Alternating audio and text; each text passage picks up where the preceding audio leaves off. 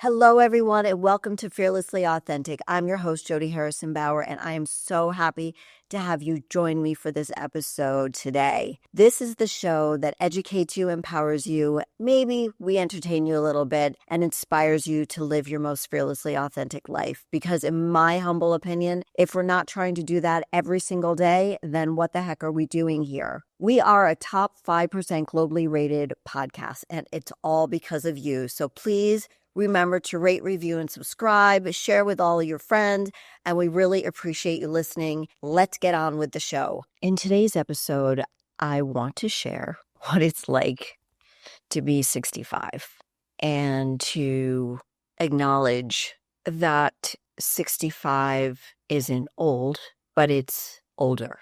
And as much as all of us are taking better care of ourselves, the truth is we're still getting older. Now, that scares me. It scares me because I see the number going up and I still think about all the things that I want to still accomplish. I was watching a Bruce Springsteen documentary the other night. I watched the movie. I didn't really care for it. It was very dark. Well, not very dark. It was about his childhood. So I did learn something about him. That wasn't a documentary. That was a Springsteen movie played by the guy who stars in the show The Bear. And he portrayed Bruce very, very well. I was expecting it to be more about the 80s, but it was a good movie. I've thought about it a few times, so I guess it did not resonate with me, but it touched me in some ways. And I feel very much like I know Bruce Springsteen. When his album came out, I think it was in 82, I was 21. And I remember going to his concert at Madison Square Garden. And so his music is something that when I hear it, it brings me back to the 80s. When I hear Hootie and the Blowfish, it brings me back to the 80s. When I hear early Madonna, it brings me back to the 80s. And those songs, Flashdance, those types of songs really bring me right back to that time in my life when I was in my 20s and getting married, and at 28 having my oldest daughter. But in watching the Springsteen documentary, I was looking at Bruce and he looks really good.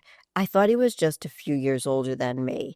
And I looked him up and he's 76. Yeah, he was born in 1949 and I was born in 1960.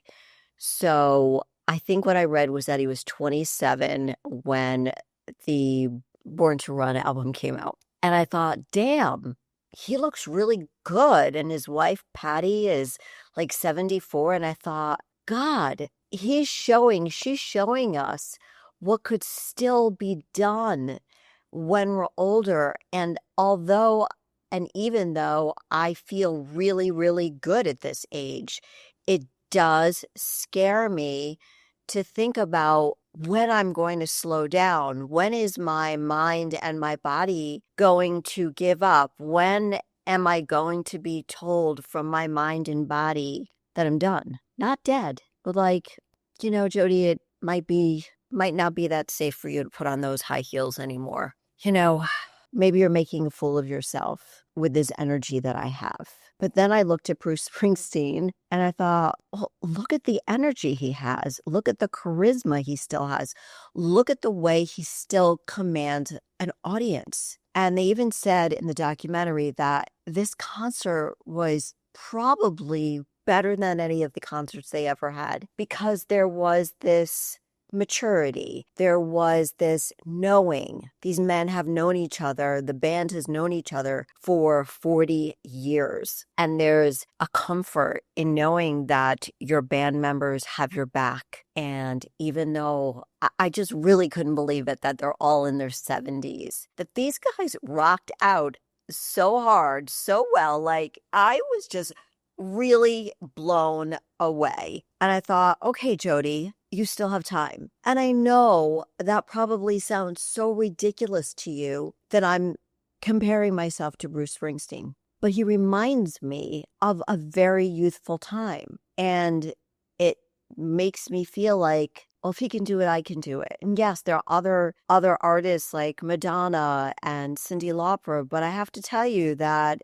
Bruce and his wife looked really, really good. I do see a lot of musicians that are still trying to continue. I see this in women. I don't see it in men. And maybe this is the unfairness of men and women, even though I don't want to believe that, because Bruce's wife, Patty, looked really, really good. Reba McEntire looks amazing. I think she's in her 70s. As she looks friggin' amazing. And maybe it's because I think I know women so well, but I just want to know and to give ourselves permission that we're not going to let age stop us. And even though the number may sound really scary to ourselves, and maybe at night we could admit that to ourselves, and I'm admitting it on here, that when I say the number 65, it really sounds daunting to me. And I can get all the people in the world to say, Jodi, you look great. You don't look a day over 50. You don't look a day over 45, whatever they want to say. It really doesn't mean anything to me. What means something to me is how I feel and the energy that I'm putting out to the rest of the world, because that energy comes right back at me. But I'm sharing something with you that is very, very vulnerable, that it is scary to grow older. And I'm thinking about a post that I put up a few weeks ago about I heard Stairway to Heaven, and I thought to myself, I was just dancing to this song in 8th grade, and now I'm on Medicare. And when I think about songs from the 80s, like Bruce Springsteen, I think about, I was a buyer at the time, buying for a big department store. And I remember I got promoted to buyer and I bought myself a full-length mink coat. And then the stock market crashed. This was, I think, I was promoted in 1987. And my ex-husband and I, we were on top of the world. He was doing well, I was doing well. And we knew eventually we were going to have get pregnant. And luckily we did. And we had a healthy daughter who was born in 1989. If you've been listening to this podcast, I have 2 daughters. They're now 36 and 32. It just brings me back to a very beautiful and lovely time in my life where I felt like I had the world by the balls. And when you're young, I think, at least in my generation, I believe that we oftentimes, as we've heard our older relatives and friends say, we often take those times for granted because we think they're going to last forever. And that's what's so beautiful about being young, is the naivety of thinking that this youthfulness, this vibrancy, this glow, this energy, this curiosity is going to last forever. But I'm here to tell you that at 65, I am surprised that I still feel the same way. What's great about being 65 and not 30 anymore is that I'm so much smarter now. I'm more grounded and more self-aware. But when all of those were happening to me in my 20s, getting married, having a baby, being promoted, buying a house, those are a lot of things in my 20s that were happening. And for me, I was never much of a planner. I just sort of went not where the wind blew me. Obviously, I had to take direction in my life. I had to take control of my life. I went on job interviews. And when I decided to move from Boston, so I worked at Crate and Barrel out of college. I went to school in Boston. And then I decided to take a job for $10,000 a year at Crate and Barrel, working as like a division manager. And I was in charge of housewares. And then my then boyfriend, who turned into my husband, and he was coming up to Boston every single weekend. And then he got mono during tax season, and he was a CPA. And he was like, I can't do this anymore. And I'm like, that's okay. This is like, we love each other. You're in a family business. I can probably get a job anywhere. It wasn't like it is now where you can literally get a job anywhere in the world. But so I interviewed at a department store.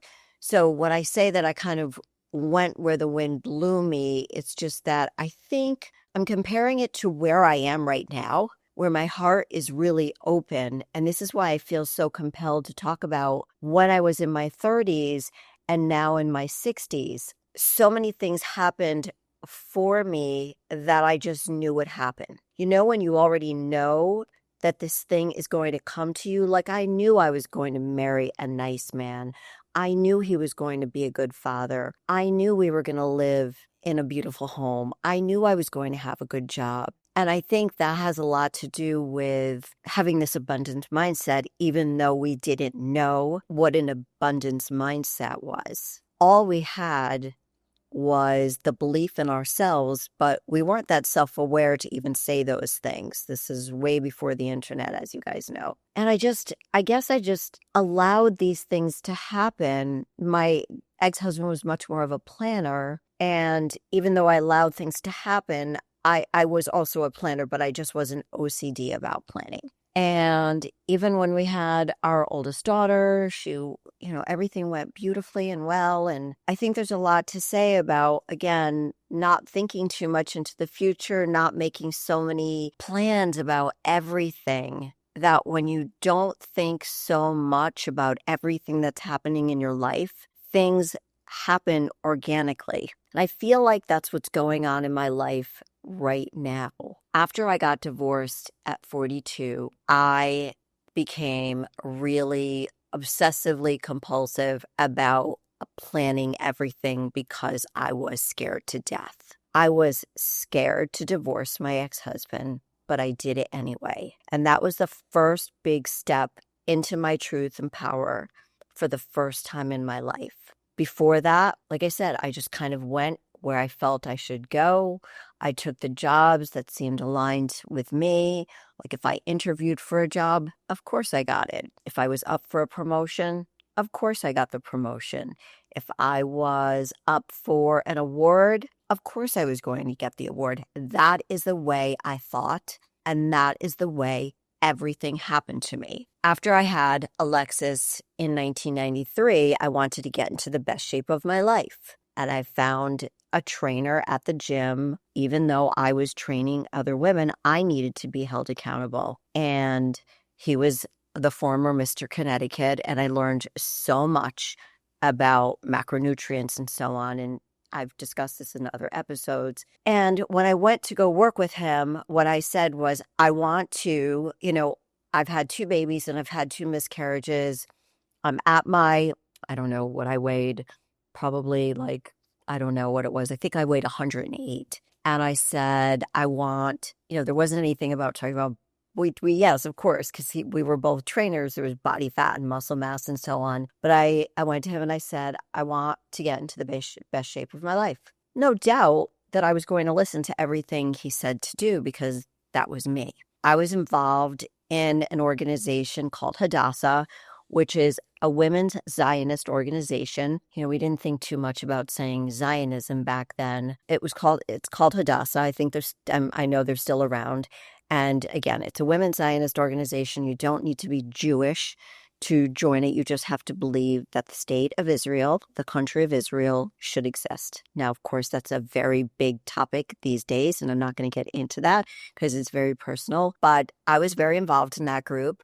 And I brought a lot of energy into the group. And the next thing you know, I was a new member in my local chapter. And then I took a job in fundraising. I was in charge of fundraising, and I was in charge of this and that. And then the next thing, I was vice president of the chapter. And the next thing I know, I was president of the chapter. And for the first time in my life, I had to get up and speak to a bunch of people, women, and my voice was shaking. And it was the first time I had to speak up in meetings, but I remember even speaking up at meetings and my voice shaking a little bit.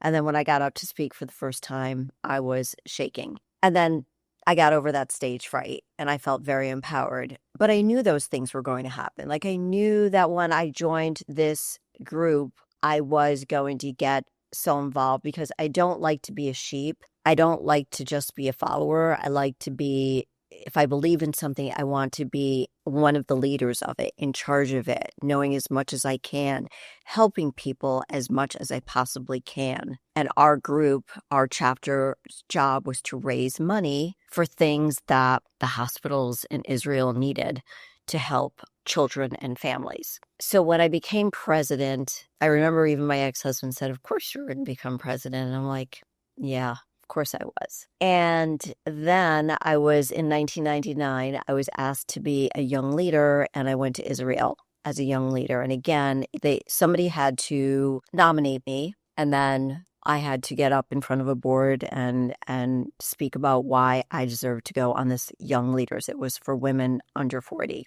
And I met wonderful women, but I knew I was going to be selected. It's just one of those things. Has that ever happened to you? And I think when I think back, like, wow, like all those things just came to me. They came to me. They came to me because I believed in it. And then after my divorce, I became so anal and so OCD about knowing what was next. What was I going to plan next?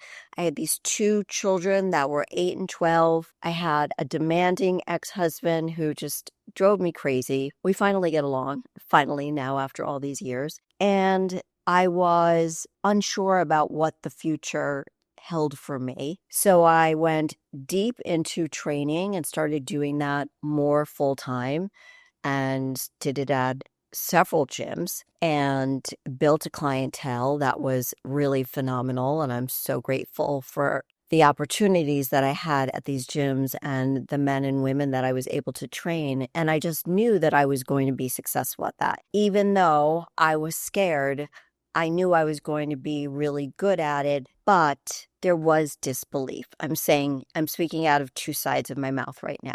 I knew that I was going to be good at what I was doing and be successful. But for the first time in my life, I doubted how successful I would be, how smart I was, because I was juggling so much. Prior to that, I never had to worry about money. And for the first time in my life, I was worrying about money a lot. And I was scared that I would make the wrong decisions. And because my ex-husband always took care of those things, and unfortunately, we weren't in a situation where he could give me advice. And quite frankly, I didn't want to hear from him, but we didn't have that kind of relationship.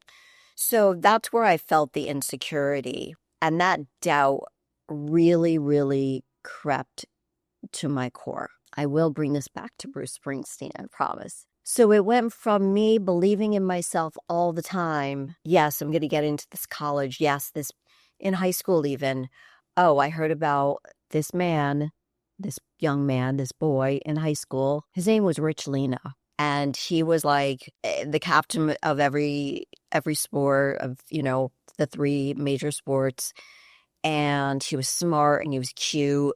And I heard his name. We went to different junior highs. And then when we came to high school in 10th grade, I remember people whispering, "It's Rich Lena, Rich Lena, Rich Lena." And I thought, he's going to be my boyfriend. He's going to be my boyfriend. And he became my boyfriend. And then we broke up. And then senior year, I said, he's going to be my boyfriend again. And he was my boyfriend again. The sad thing about Rich Lena is that he passed away about 2 months ago. It was really, really awful. I talked about it on social media. It was really so sad. I saw him at our reunion, our high school reunion in July of 2024. He seemed to be a little off, but he was always had like a weird sense of humor. And it was devastating to hear that he didn't make it to his 65th birthday. His birthday would have been January 26th. I remember weird things like that, but he was such a great, from what I heard, great father, great husband. Very, very sad. And that's why I just want to honor him by saying his name. And I just knew I didn't have any doubts about anything. And then in my 40s, I started doubting almost everything. And that was really hard to work through. And then I decided to do a fitness competition through another girl, a young girl that I was working with at a gym, said to me, she was a gymnast in college. I think she went to Penn State, really good gymnast. And she said, I'm going to be doing a fitness competition. You should do it. You've got a great body. And the woman I'm working with, my coach trains women your age also. And at the time I was like 45 and she was 25. So I ended up meeting this coach and she became my coach for 10 years. And, she changed my life. This is what a good coach does. They change your life. If you allow yourself to be vulnerable, a good coach will change your life. And she was a great role model for me. Obviously, I tweaked the way I am because we're all different. But she was and still is a great role model to me in the way she talked to me, called me out on my shit. Because, guys, I doubted everything.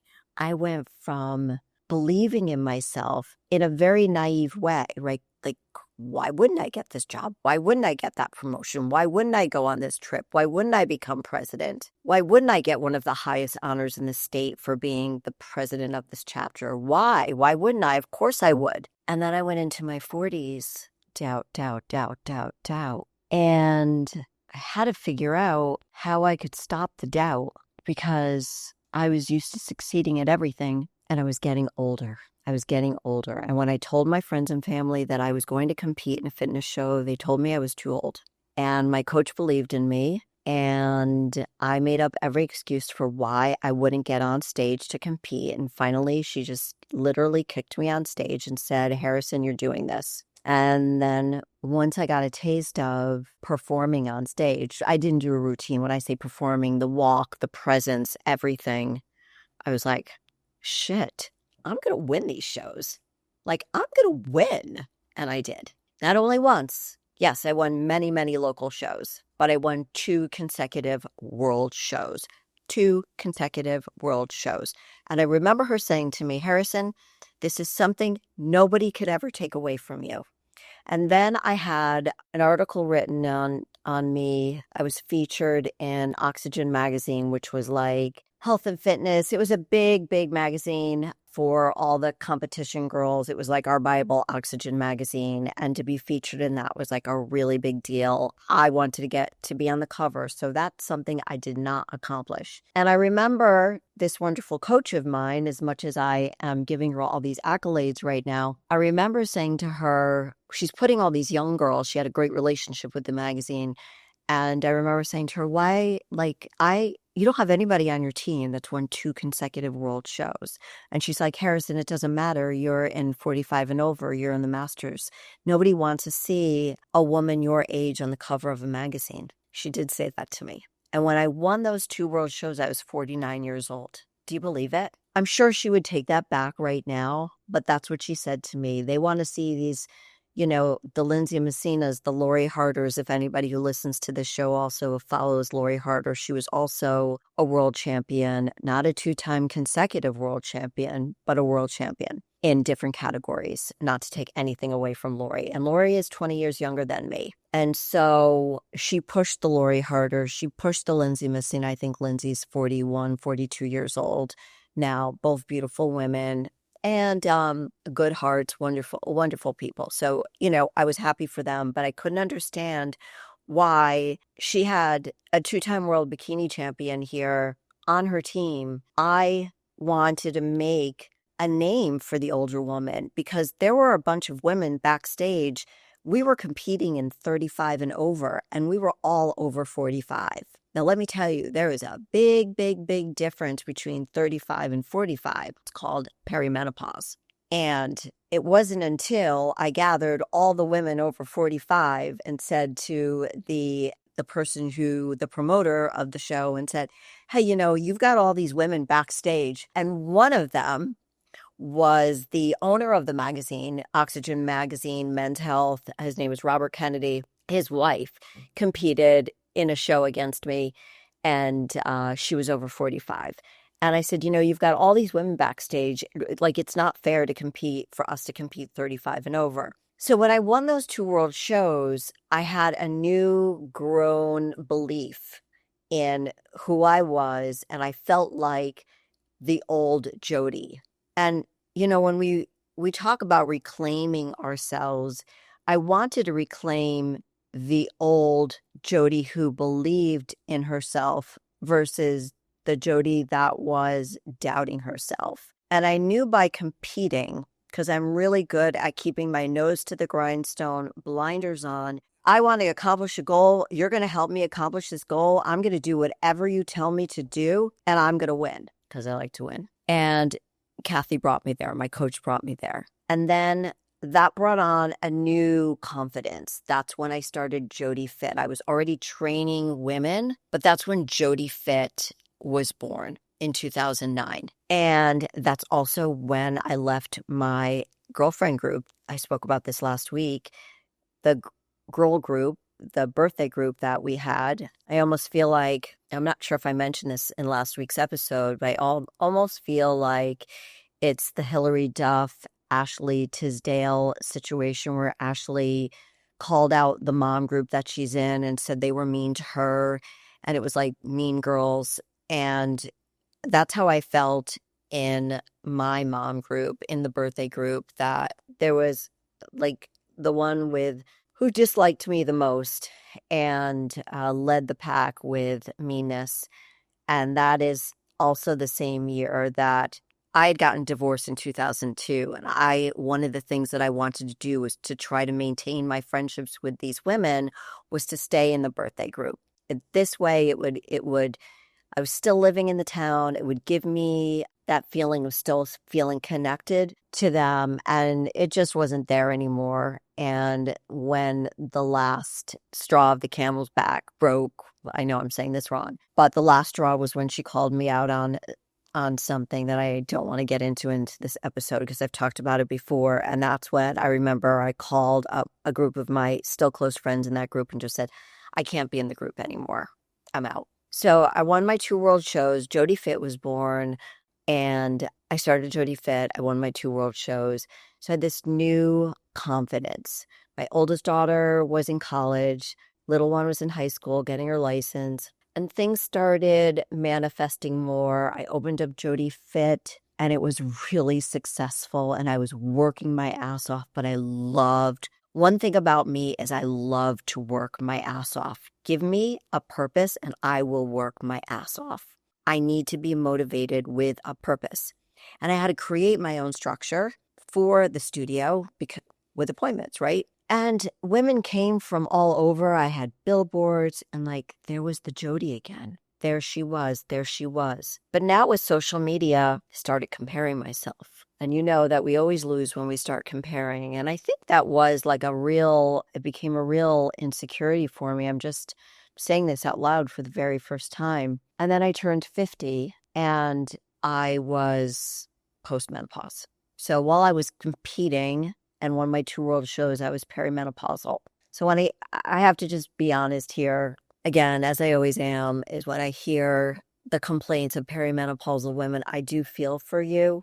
But I'm the kind of person that just sucked it up and suffered through it. And that's what I'm happy about now is that you ladies don't have to suck it up and suffer. But when I think back to, wow, I was competing on world stages while I was perimenopausal, that just blows my mind. My 50s were really tough. I do not want to repeat my 50s. There were some really great, amazing times in my 50s, but there were also, the lows were as low as the highs were high. Sports Illustrated Swim and getting all these accolades for having outstanding, I got Jodi Fit was named Gym of Connecticut and we received all these awards and I competed for the last time at 55 and I came in second in a world show 45 and over and then covers of magazines, cover of the New York Post, Good Morning America. There are a lot of wonderful things that happened in my 50s. But what happened at 55 was after I competed, I started doubting myself again. And social media was huge. And I started comparing myself again. And I didn't feel like I looked my best, which is why I kept competing because it kept me honest but after 55, I said, I was building a big studio and I said, I want to make sure that this is my other studios were great, but this one was bigger. It was the most expensive one. This was the time. I was going to have everything there, bells and whistles. I was going to offer everything and I didn't want any distractions. And my now husband that I'm divorcing was in my life and he was very, very supportive of this new studio. And I needed it as a way for me to have another new purpose. My daughters were older now, but I I'm saying this for the first time, social media and the comparisons, yeah, they get to you. And I started doubting myself again. And as great as social media is, there is something beautiful about just staying in your lane and doing what you know is right and not tweaking things because you think because that person did it, then I should do it. Or maybe I should take something from here and do that. And a lot of people will say, well, learn from people who are more successful than you are. Learn from this person. But I do think that there's an overload because I was doing just fine without social media, just fine. And I think, I gained weight. I was 20 pounds heavier than I am now. I hit it well. I was always curvy, so I hit it well, but I didn't feel good in my body anymore. I noticed that I would start wearing baggier clothes. And, it's just those things that happen to us while we're going through menopause and getting older. And thinking to myself, how much longer are you going to be training people, Jodi? How much longer? Aren't you going to be, you don't want to be like that old trainer on the floor, do you? So here I am at 65, obviously on social media. Social media is everything to me. And social media never made me feel old. I want to tell you that. But what social media did for me was confuse me sometimes, doubt myself. So it brought me back to my 40s. So when I was in my 50s, it brought me back to doubting myself in my 40s, even though I had a friggin' amazing gym. Like it was the best gym in the area. I will just tell you that. But when I compare myself to when I was in my 30s and how everything just came to me versus pushing to be better in my 40s, in my 50s, that's a lot. That's a lot. Did I know when I walked on stage after like the third or fourth time that I'm going to be a world champion? Yes. Did I know that I was going to meet an amazing man and get married to him? I told my daughter, I'm going to marry a doctor because they're very compassionate. I want to marry a doctor. And what did I do? I married a doctor. So yes, I'm a good manifester. Things come to me. I don't know if you watch Real Housewives of Beverly Hills, but Amanda Francis is on it and you guys have to watch it. She's such a millennial. She's just, I can't, I don't want to get distracted from that. But yes, she's the money manifester. And I am very good at manifesting as well. But I went through doubts in my 40s. And then it was really getting to me in my 50s, even though I married the doctor. And even though I had the success with Sports Illustrated Swim and the beautiful new studio, and I asked for a patient man, a loving man, a fun man, a quirky man. I got it all. Tall, dark, handsome, smart, nerdy, loved me. So I married that man. And together I felt that we could accomplish everything.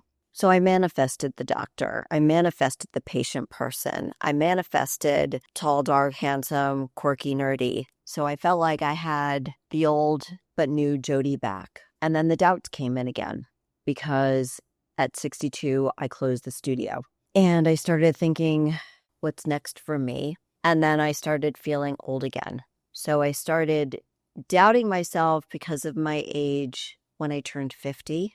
And then I started doubting myself again after I turned 55 because I thought I was getting older, but meeting my then husband around that time made me feel young again. And it helped that he was a little bit older. And I felt I had my groove back because the things I was manifesting were coming back to me again like they did in my 20s and 30s.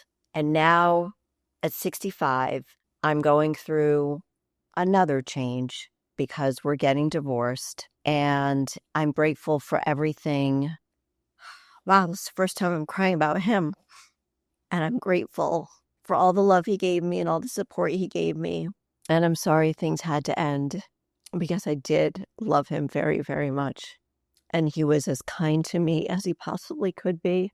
There were just things that I needed more of because I started feeling old. I felt like we were slowing down. I wanted to do things I wanted to travel more, and he was very tied up in his work, and that kept him really busy. And I wanted to share my life with somebody, and I felt like we were getting older faster. He's 70 now and is like 5.5 years older. And I felt like, I guess my point is, I don't want to get old, but I'm not going to not embrace life. I'm looking to grab the last breath out of my life to do everything that I possibly can do before I run out of time. Age is just a number, but what we need to think about is, what are we going to do with the time that we have now? Which is why it's so important that we take really good care of ourselves, and that we're kind to ourselves, and that we surround ourselves with people who are looking to get the same things out of life as we are.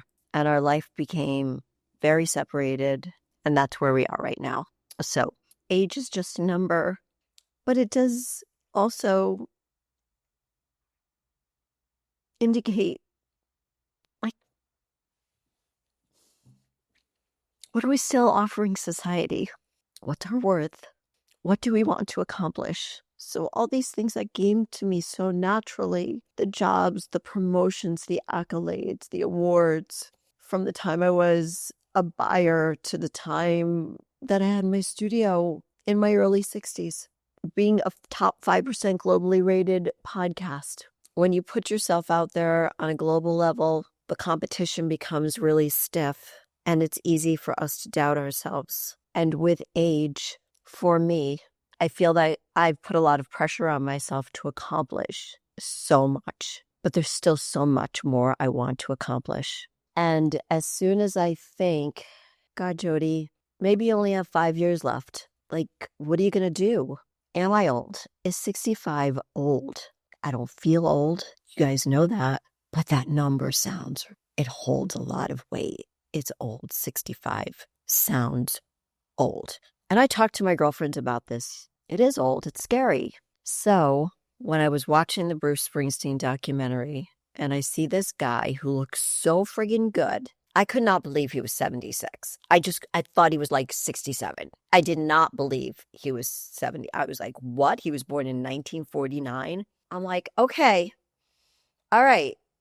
This guy's got it going on. And I know that sounds so silly that I'm comparing myself and even looking at Bruce Springsteen's life and comparing it to me or to mine or anything like that, with all the incredible amount of money he has and the life he's had. But it's the hope that I see my generation, older people just like kicking ass. And I mean, being down here in Miami is very different than being in Boca. You don't see people my age around here. I am definitely one of the oldest people that lives in this area. Not that I go around asking people their age, but you just don't see older people here. When I see a woman about my age, I'm like, oh, there's an older woman, just like, and they look wonderful and beautiful and vibrant. And it gives me hope to say, you know what? Damn it, Jodi, you've got 30 years left. And yes, Jodi, you want to kill it, but let it just come to you the way it did in my 20s and 30s. Don't try to give it so hard, to go so hard, which is what I did in my 40s and 50s and my early 60s. For like 20 years, I just killed it in my masculine energy. And I don't want to do that anymore. But then I think, well, how am I going to make things happen if I'm not in my masculine energy? But I don't want to be in my masculine energy because it ages me. And I don't want to feel older and I don't want to be older. But that number 65 is a real number. And I know that when, I met this wonderful girl at a restaurant a couple of weeks ago and we were chatting and she's in her late 40s. And I told her how old I was. And I thought, she must think I'm a grandma. She was 49. And I thought, Jodi, do you hear yourself when you say you're 65? Like, that's old. So there's this game that I play with, you're only as old as you feel. You're only as young as you feel. But 65 is a real number. And my friends who are in their 60s, we have these same conversations that we're just going to grab life by the balls And we're just going to keep running and running and running with it. Not like this, but with this beautiful accepting and alignment. And I felt very aligned when it was my birthday in December. I felt this beautiful alignment within myself. And it reminded me of it today when I was working out with my trainer, and he had me lifting very, very heavy, and I was scared. I doubted myself that I could lift the weights. And he was like, I'm here. And I'm like, no, but I don't want him to help me. I want to do it myself. And he said, you're doing right now, you're doubting yourself. And I'm like, yeah, I know. So this episode was really for me to talk to you about aging, allowing yourself to feel aligned with your heart and your head and your emotions, and stop trying so hard to make things happen. Let them happen. Because when I let things happen, it's this beautiful reciprocity that I have flowing through my body, my mind, body, soul, heart. It all just flows in and out. And it's when I doubt, like I did when I was at the gym today, that I go hard on myself in not a good way. Because he was like, you got this. You know you do. You got this. And I'm like, I do have it. But what's scaring me about this? So I'm sharing with you what scares me is that the number 65 can be scary, but I'm not going to let it stop me from pursuing my passions, being purposeful, being vibrant, enjoying the friggin' hell out of my kids and hopefully grandchildren someday soon. Not so soon, but in the near future. And to keep educating, empowering you, maybe entertaining you a little bit. I know I've gone pretty deep in the last year and a half because I'm going through this divorce and I've had to be quiet about a lot of things, and I had to stop talking about things that maybe were on my mind. So I had to kind of mute myself a little bit, but pretty soon I'll be able to talk about more things. And for anyone listening who might know him, he was a wonderful husband to me. He was the best husband he could be to me. I don't want you to be afraid to get older. The number can be intimidating. And that's why I wanted to share with you that I do let it scare me sometimes. I do get scared that I'm running out of time. But I think the more we talk about this, the more we can feel less alone and more excited about the next 30 years. Thank God for modern medicine, HRT, peptides, the more we know about nutrition, even though I've been talking about it for 30 years, and of course, lifting weights that I've been talking about for 30, 40 years, we're all living longer. I just want to feel like this until the day I take my last breath. I think a lot of you feel the same way that I do.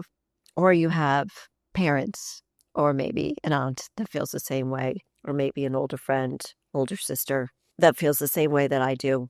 Life is for living. It's not for sitting in your house and watching Netflix. It's for taking life by the balls. And when we do it and we stop thinking about what we're doing and we just do it, be fearlessly authentic, that's where the alignment is. It always comes back to being fearlessly authentic, because that's what I was doing in my 20s and 30s, doubting myself and being fearlessly authentic. I had a back and forth love-hate relationship with myself for 20 years. And now here I am approaching a new chapter in my life, soon to be a new chapter in my life, and embracing it, even though, and we all have those doubts, even though I doubt myself. I don't let the doubts stop me from doing everything that I want to do to live my most fearlessly authentic life. Because if we're not trying to do that every day, then what the heck are we doing? So thank you for listening, and I would love to hear from you. Please feel free to reach out to me on Instagram at Jodi Harrison Bauer. I don't really go on Facebook. I'm really not on TikTok, but you can try me there. But I'm on Instagram all the time. And email me, jodi@jodiharrisonbauer.com. And please remember to rate, review, and subscribe. If you could do that and keep us as a top 5% globally rated podcast. And let me know what you would like to hear from me. And I look forward to hearing from you. Thanks for listening, and I'll see you next week.